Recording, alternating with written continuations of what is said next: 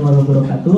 Waalaikumsalam warahmatullahi wabarakatuh. Semuanya nanti tidak hanya sekolah penggerak, bahwa dalam merencanakan program atau yang dikenal dengan RKS dan RKAS itu harus berbasis data yang dikenal dengan PBD, perencanaan berbasis data. Nah, datanya diambil dari mana Bapak Ibu? Datanya itu diambil dari raport pendidikan. Berbeda. Jadi nanti ada istilah profil pendidikan, raport pendidikan, dan platform pendidikan. Itu Bapak Ibu ya, ada 3 hal. Kalau platform kita nggak usah bingung. Platform itu webnya atau aplikasinya. Kalau profil itu sebenarnya gambaran sekolah secara keseluruhan yang ada 8 standar itu. Kalau raport itu adalah tahun ini kan sudah terbit profil pendidikan untuk hasil ANBK ya, ANBK tahun 2021. Kemudian nanti tahun ini ada juga terbit lagi profil pendidikan. Nah, pembedanya itu yang disebut dengan raport. Jadi misalnya numerasi misalnya sekarang misalnya udah otomasi merah, kemudian berikutnya hijau. Jadi ada peningkatan itulah yang disebut dengan raport. Atau sebaliknya sekarang udah hijau, malah merah, terjadi penurunan, itu raport. Jadi sebenarnya itu apa tuh pembedanya, deltanya, perubahannya. Nah, kalau profil itu yang gambaran secara umum yang kita download dari aplikasi raport pendidikan. Raport pendidikan itu secara umum adalah tadi adanya pembeda antara profil pendidikan di tahun 2021 dibandingkan dengan tahun 2022. Dan pembedanya itulah bisa naik, bisa turun, yang disebut dengan delta atau raport pendidikan. Nah, itu yang nanti kita gunakan sebagai data untuk menentukan atau merancang program untuk tahun yang akan datang. Jadi di dalam raport itu ada outputnya, ada proses, dan ada input Bapak Ibu. Nah, yang dimaksud dengan output itu yang kalau kita ke standar 8 standar nasional pendidikan itu, output itu adalah standar kompetensi lulusan atau SKL. Kemudian prosesnya itu ada standar isi, standar proses, standar penilaian, dan standar pengelolaan. Kemudian inputnya itu standar GTK, standar pembiayaan, dan standar Sarpras. Jadi sekarang jangan berbicara siswa itu adalah input. Salah Bapak Ibu ya. Peserta didik bukan input. Nah, jadi saya garis bawahi walaupun tadi sempat ada kalimat inputnya siapa? Peserta didik. Itu salah besar. Ya Bapak Ibu ya. Jadi peserta didik saya garis bawahi kembali bukan input. Inputnya itu kita. GTK, guru dan tenaga kependidikan, termasuk standar pembiayaan BOS, BOP, uang yang masuk ke kita atau yang menjadi anggaran sekolah kita, termasuk sarana prasarana. Itu inputnya. Jadi siswa bukan input. Itu ya. Nah, kemudian kalau kita lihat di raport pendidikan, itu yang dikenal dengan dimensi. Di profil ada dimensi, di raport juga ada dimensi. Dimensinya ada 5 Bapak Ibu. Dimensinya pakai huruf aja biar gampang, A, B, C, D, E. Nah, yang output itu dimensi A. Dimensi A itu mutu dan relevansi hasil belajar peserta didik. Itu dimensi A. Kemudian itu untuk sekolah Bapak Ibu ya. Kemudian yang B itu juga output, tapi ranahnya untuk dinas pendidikan dan suku dinas, bukan untuk sekolah. Yaitu mengenai pemetaan pendidikan yang bermutu. Itu outputnya. Jadi outputnya ada 2, dimensi A dan dimensi B. Tapi cukup untuk sekolah cukup yang A. Yang B itu bukan untuk kita. Yang B itu untuk sudin dan dinas pendidikan atau instansi terkait. Kemudian proses itu hanya ada satu dimensi Bapak Ibu, yaitu dimensi D. Kok nggak urut Pak? Harusnya kan A, B, C gitu ya. Proses itu D, yaitu mutu dan relevansi pembelajarannya. Itu prosesnya. Kemudian kalau input itu dimensi C dan E. Nah, ini ingat Bapak Ibu, output dimensinya A dan B. Tapi yang untuk sekolah hanya yang A, yang B untuk sudin dan dinas. Kemudian prosesnya itu dimensi D. Kemudian inputnya dimensi C dan E. Nah, bagaimana menggunakan raport pendidikan dengan mudah? Nah, kita kenal dengan namanya IRB Bapak Ibu. Ya, IRB. Ya, IRB itu identifikasi, refleksi, dan benahi. Tahap pertama adalah identifikasi. Identifikasi itu ada 3 kegiatan. Yang pertama simplikasi, yang kedua pilah, yang ketiga pilih. Identifikasi itu proses memilah dan memilih capaian indikator yang belum baik dan yang sudah baik. Nah, supaya gampang kita lakukan dulu namanya simplikasi. Simplikasi itu penyederhanaan bentuk format hasil unduhan rapot pendidikan. Ini ada ilustrasi Bapak Ibu. Ini ada ilustrasi gambar gedung sekolah. Itu sekolahnya udah rusak Bapak Ibu. Tapi rusaknya di mana nggak begitu jelas terlihat Bapak Ibu ya. Ya kan? Coba menurut Bapak Ibu yang rusak di mana itu? Atap sama jendela. Nah, ini ilustrasi seperti ini kita sederhanakan supaya kita bisa melihat dengan detail kerusakannya di mana, tingkat kerusakannya adalah sejauh mana. Nah, kita hilangkan tadi ya pohonnya segala macam, ternyata udah parah banget rusak. Tadi kan tutup oleh pohon Bapak Ibu, ya kan? Mana tadi? Nah, tertutup oleh pohon, oleh awan, nggak kelihatan tingkat kerusakannya. Nah, begitu kita sederhanakan, ternyata kerusakannya udah parah. Atapnya, jendela lantai 2, pintu, jendela lantai 1. Nah, ini contoh simplikasi. Jadi membuat format lebih sederhana. Itu Bapak Ibu ya. Nah, Bapak Ibu kalau masuk di platform rapat pendidikan, begitu masuk login seperti ini Bapak Ibu. Ini di dashboardnya. Misalnya literasinya hijau. Oh, berarti nggak ada masalah. Ini seperti kita melihat rumah tadi. Rumah dari jarak jauh kelihatannya nggak ada yang rusak. Udah hijau semua. Padahal nanti kalau kita lihat di simplikasinya, ternyata yang hijau itu masih ada yang merah juga. Ya, seperti kalau kita melihat nilai rata-rata. Bapak Ibu rata-rata nilai, misalnya ngajar IPS saya ya, kelas 7A, nilainya udah di atas rata-rata. Tapi pasti salah satu siswa di kelas itu ada yang nilainya di bawah rata-rata. Ya, seperti itu sederhananya Bapak Ibu. Sama dengan rapat pendidikan. Kelihatannya, wow saya udah hijau semua, udah merah. Ya udah merah, udah biru. Nggak ada masalah, karena belum dilihat secara detail. Nah, ini harus kita simplikasikan, kita sederhanakan dalam bentuk Excel. Nah, ini contohnya dalam bentuk Excel seperti ini. Akan kelihatan, tadi merahnya hijau, ternyata di dalam hijau ada merahnya.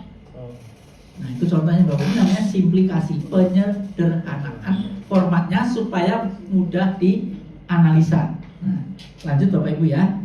Nah, tujuan simplikasi tadi sudah saya sampaikan hanya untuk menjadi lebih sederhana dengan informasi terbatas sesuai kebutuhan untuk dilakukan identifikasi.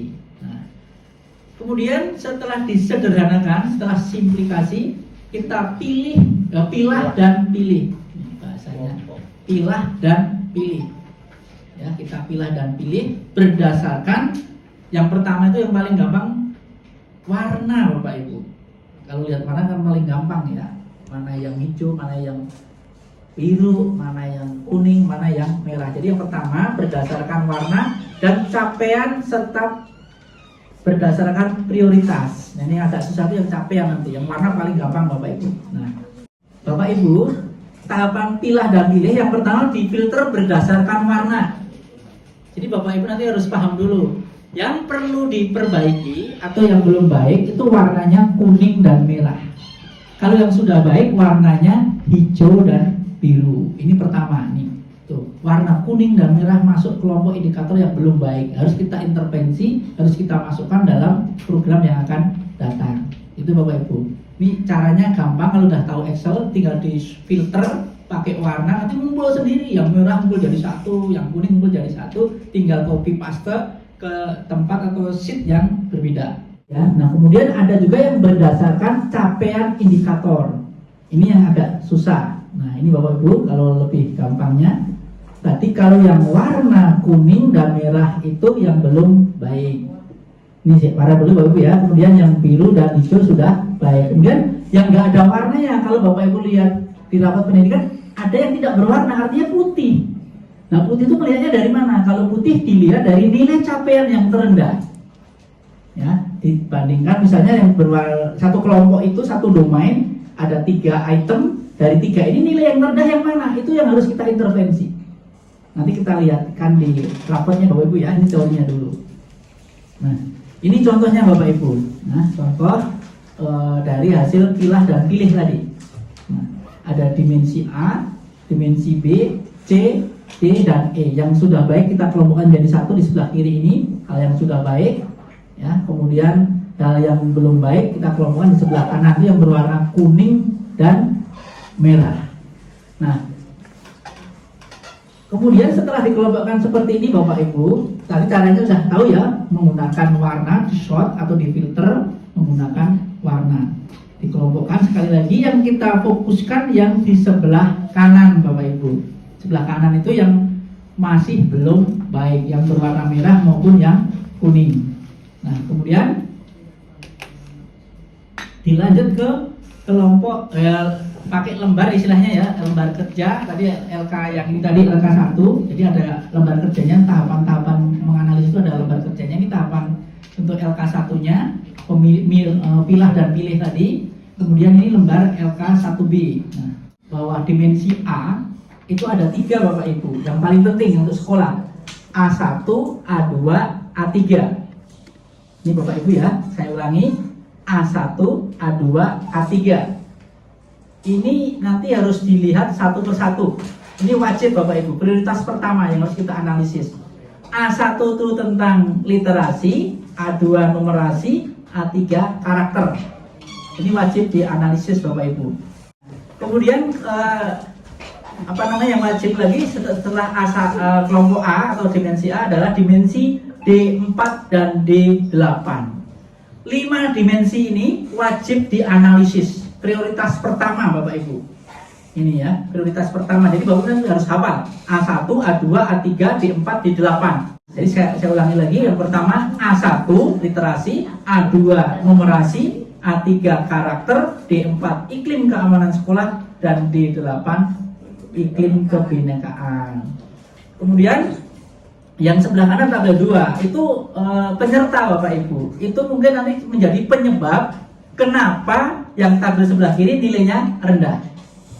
Nah, ini kita di slide berikutnya akan lebih paham. Ada D1, D itu proses Bapak Ibu ya.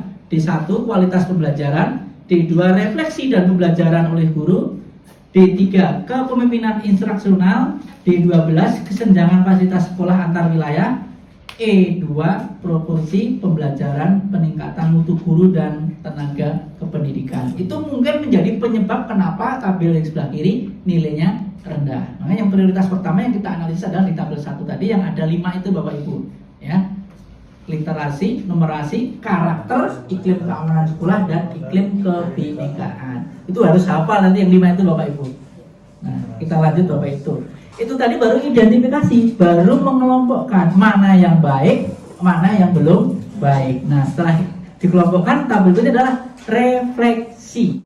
Refleksi itu ada 2 kegiatan, perspektif dan relasi. Nah, refleksi itu proses menemukan dan menentukan keterkaitan sebab akibat antara permasalahan dengan akar masalah. Jadi kita nanti misalnya menemukan masalah di 5 tadi, di A1, A2, A3, D4, D8, kalau ada masalah di situ kita cari penyebabnya apa. Nah, itu namanya perspektif dan relasi. Mencari masalah dan akar masalah. Kegiatan secara global disebut dengan refleksi. Perspektif itu melihat bentuk dari berbagai sudut yang berbeda. Nah, ini Bapak Ibu. Sebenarnya benda sebelah kiri dan kanan itu barangnya sama. Cuma karena cara melihatnya, sudut pandangnya berbeda, kelihatannya berbeda. Ini namanya perspektif Bapak Ibu. Padahal bendanya sama. Ini namanya perspektif Bapak Ibu ya. Dulu saya juga pernah dapat pelajaran SMA itu penggambaran perspektif ya. Nah, itu matematika ada Ibu ya. Nah, itu nyambung ya Bapak Ibu ya. Jadi di rapot itu ada 5 dimensi Bapak Ibu. Ini A, B, C, D, E. Kemudian ini indikatornya, indikator level 1, level 2. Nah, bingung ya Bapak Ibu ya. Level 1 apa, level 2 apa. Nah, jadi misalnya contoh 1 ini. 1 ini kan dimensi mutu dan relevansi hasil belajar. Jadi outputnya Bapak Ibu. Ini ada literasi, ada numerasi, dan ada karakter. Ini yang paling penting ya. Nah, kemudian kalau B tadi untuk sudin atau untuk dinas nggak usah kita bahas. Kemudian C itu tadi input ya Bapak Ibu ya, input kompetensi dan kinerja GTK. Proporsi GTK yang udah punya sertifikat itu menentukan juga Bapak Ibu. Ada nilainya ternyata, persentasenya berapa. Kemudian yang menjadi sekolah guru penggerak itu juga menentukan. Alhamdulillah kita udah ada. Kalau tahun kemarin belum ada ya, namanya 0 nilainya, rapotnya 0. Nah, nanti insya Allah tahun ini berarti ada 1 Bu Tia, nanti insya Allah Bu Ajeng nyusul. Itu akan menambah nilai rapot kita yang awalnya merah yang jadi hijau atau jadi kuning, minimal kuning itu Bapak Ibu. Nah itu ya. Kemudian pengalaman pelatihan. Jadi pelatihan kalau Bapak Ibu sudah selesai pelatihan, sertifikatnya segala macam itu dikasih ke operator, nanti akan diupload di Dapodi supaya rapotnya nggak merah. Itu Bapak Ibu. Jadi harus di-scan terus di-upload gitu. Kemudian yang D, mutu dan relevansi, itu proses Bapak Ibu. Yang dilihat apa Bapak Ibu? Kualitas pembelajaran, kemudian refleksi dan perbaikan pembelajaran, kepemimpinan itu berarti dari kepala sekolah, iklim keamanan sekolah, kesenjangan iklim keamanan sekolah, iklim kesetaraan gender, kemudian iklim kesetaraan dan gender ya, iklim kebinekaan dengan kesenjangan iklim kebinekaan dan seterusnya, itu ada 17. Itu yang dinilai Bapak Ibu. Itu semua masuk dalam dimensi D, proses.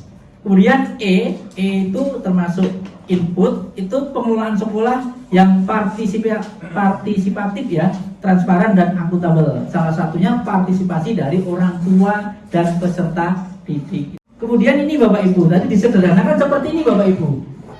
Kita sederhanakan seperti ini ya. Tadi kan dimensi A itu mutu dan relevansi hasil belajar. Ya kan? Ini namanya output.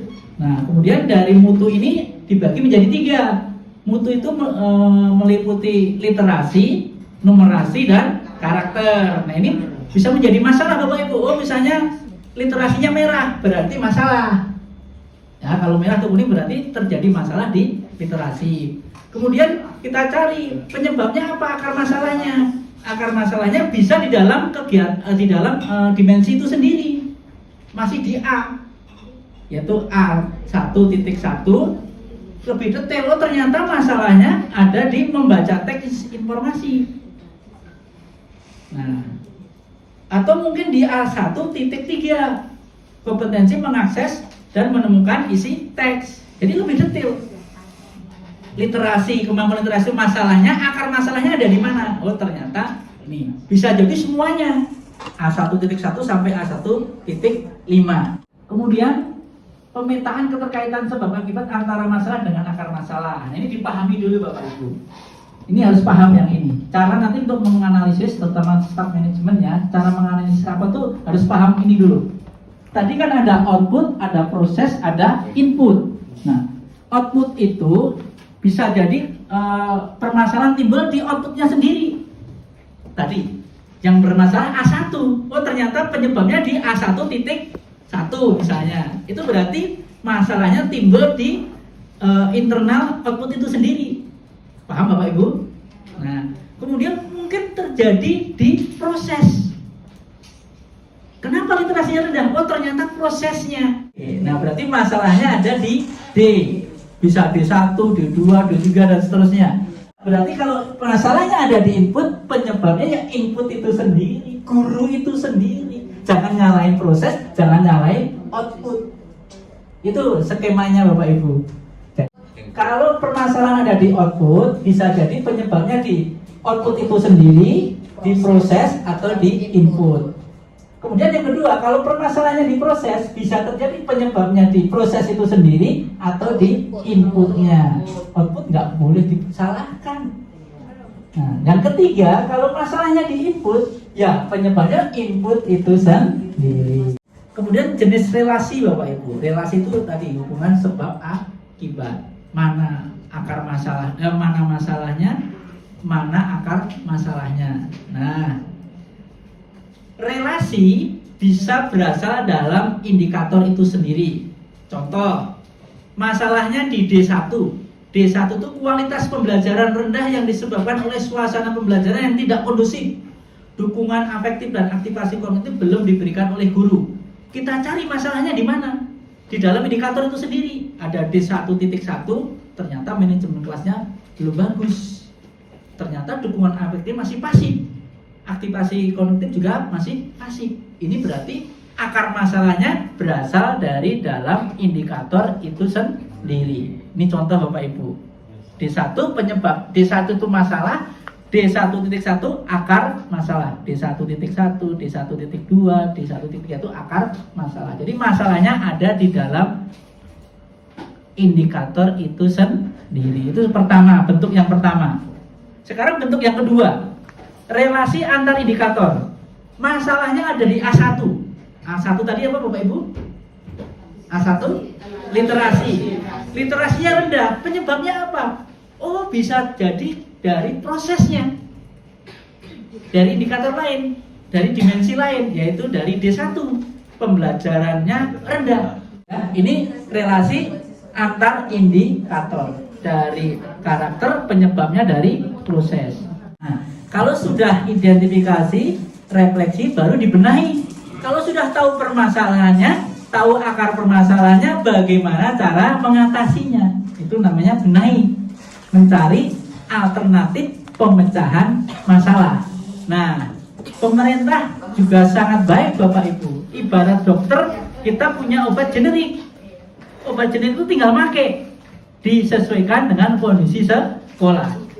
Ini generik, memilih pemecahan masalah berdasarkan daftar solusi yang sudah ada, sudah disiapkan oleh kementerian. Tinggal memilih sesuai dengan ketentuan. Itu Bapak Ibu ya. Nah, ini contohnya solusi generik. Masalahnya di D4. D4 itu iklim keamanan sekolah. Nah, cara mengatasinya bagaimana? Nih, generik tinggal pilih. Kalau yang merah penyebab akar masalahnya di 42 berarti perlu mengadakan pelatihan kesejahteraan psikologis guru. Kalau yang merah 42, D4.2. Kalau yang merah D45 berarti workshop child safe bahasa Inggrisnya susah saya. English. Nah, ini tinggal pilih Bapak Ibu. Tergantung rapat kita masing-masing. Yang merah yang D berapa? Akar masalahnya ada di mana? Kalau D4.4 pelatihan disiplin positif. Nah, ini tinggal dipilih. Wah, ternyata masalahnya semua Pak. Dari D42 sampai 45 misalnya, yuk. Semuanya dilakukan. Kalau uangnya terbatas, nanti namanya ada skala prioritas. Ini kalau yang generik tinggal pilih. Kalau yang genuine itu membuat sendiri Bapak Ibu. Menyusun sendiri. Nah, Bapak Ibu tinggal pilih mau yang sudah disediakan atau nyusun sendiri. Nah, kalau awal-awal mau tinggal milih ya silakan. Kalau mau nyusun sendiri lebih baik begitu Bapak Ibu. Nih, kalau nyusun sendiri kosong, silakan tulis sendiri. Untuk menyelesaikan masalah tadi, silakan pilih sendiri. Kalau nggak mau repot, gunakan yang generik. Yang kami siapkan itu untuk rapat komisi kan, itu kita ngambil datanya bukan dari rapat pendidikan ya Pak, tapi masih dari RKT.